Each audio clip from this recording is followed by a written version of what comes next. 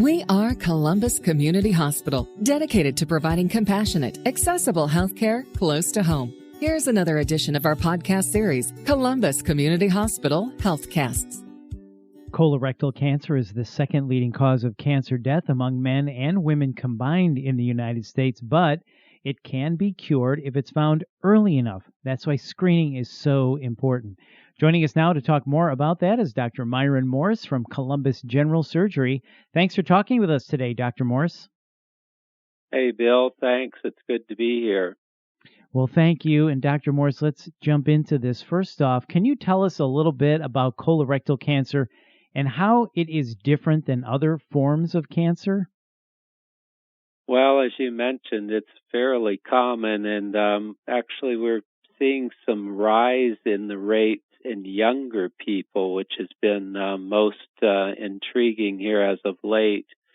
It does start as usually a benign growth inside the colon, which is called a polyp, and most of these then will, over time, lead to cancer. So this occurs in the large intestine, which is the last part of the digestive tract.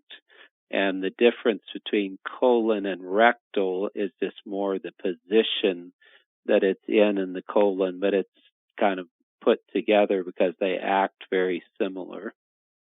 So are there certain groups of people who have more of a risk of developing colon cancer?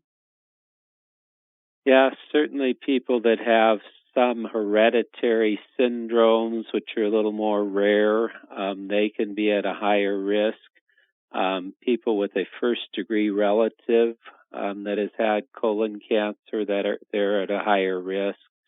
Those with chronic inflammatory conditions such as Crohn's disease or ulcerative colitis, or people that would be on chronic immunosuppressants for like arthritis or transplant patients, they're certainly at higher risk. And then, of course, as we mentioned, the people that have had a history of polyps or a prior history of other cancers would be at a higher risk. Right. So, Dr. Morse, is there anything these people can do to decrease that risk?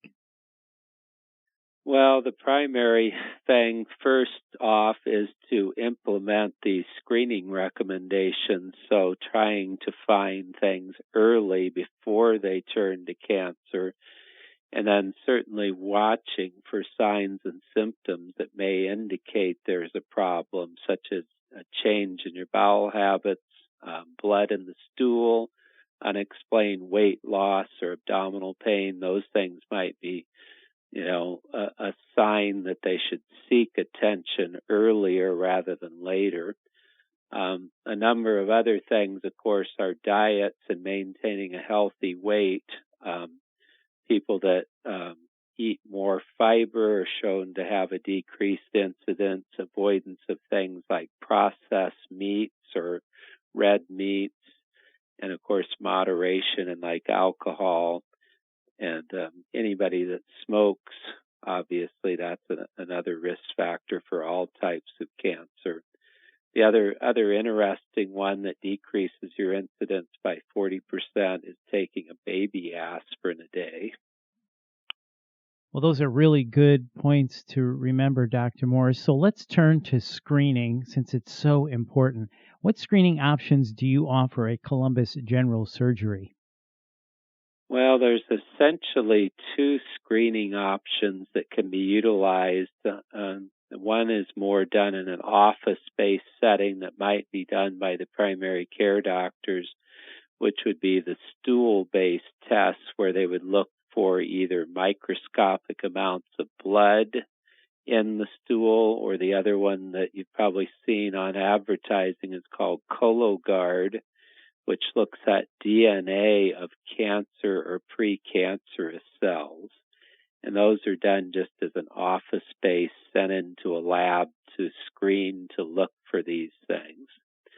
The ones that we primarily do here in Columbus General Surgery and are done actually in the hospital setting, and the gold standard is colonoscopy, which is a more sensitive way to look at this lining of the colon and be able to actually take care of polyps or other problems that we find.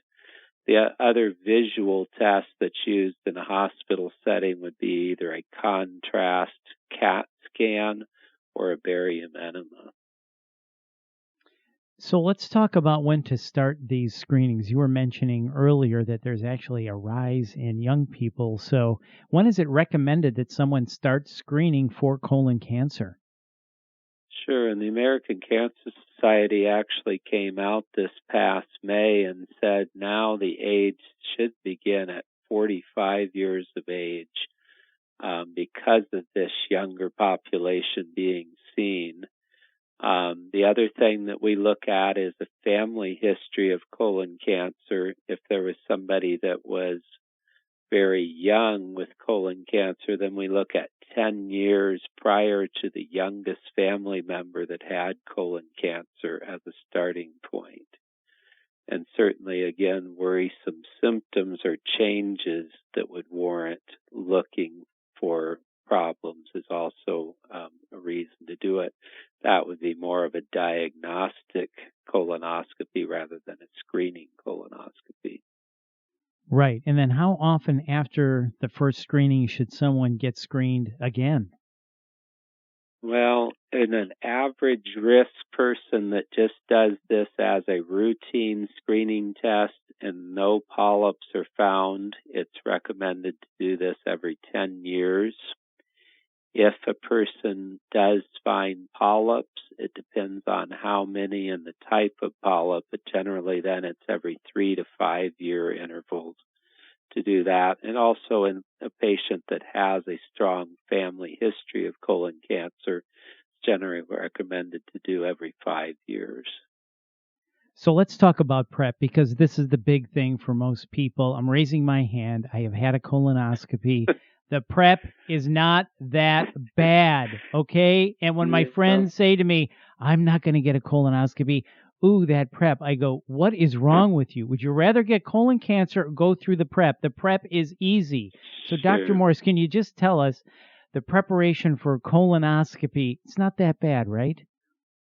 No, it's not that bad. I think the big issue is we all like to eat and we don't like to give up food. And in general, it takes about 24 hours of going on a liquid diet and not eating any solid foods. And to some people, that's the end of the world.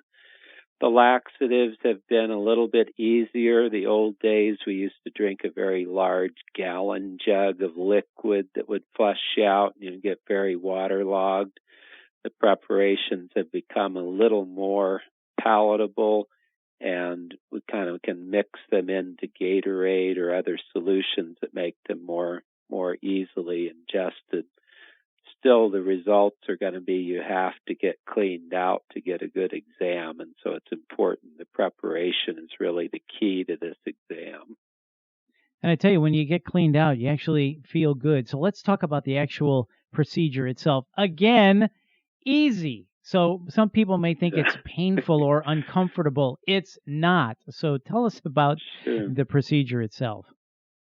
Sure. The procedure itself is done in the hospital setting. So those that maybe have given you the horror stories of being painful, it means that they probably did not have this done in the hospital or did not have sedation when they did such a procedure.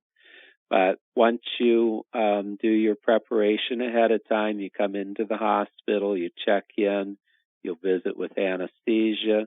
Then you go in a separate endoscopy room, and basically you're hooked up to a monitor. So we monitor your heart and your breathing and your blood pressure. And then you start getting medicine through an IV that will rapidly make you fall asleep.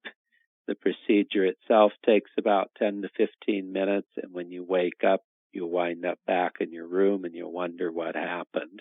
So basically you don't remember anything about the procedure from the anesthesia.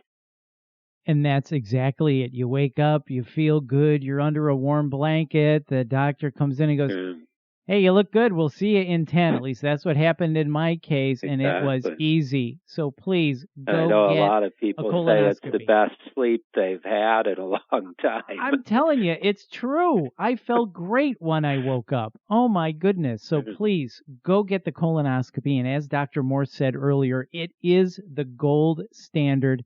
Go do it. Dr. Morse, one last question for you. Are these screenings covered by most insurance companies?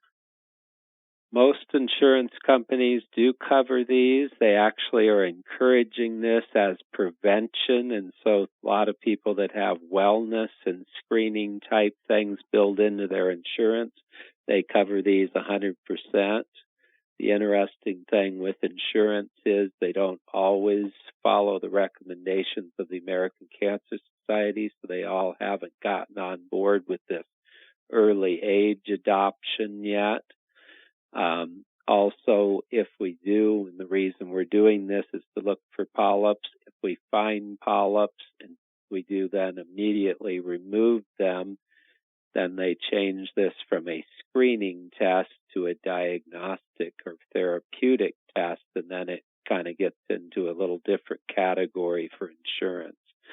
But I would highly encourage people to do this because it is paid, and if we're doing this for prevention, that's really the key.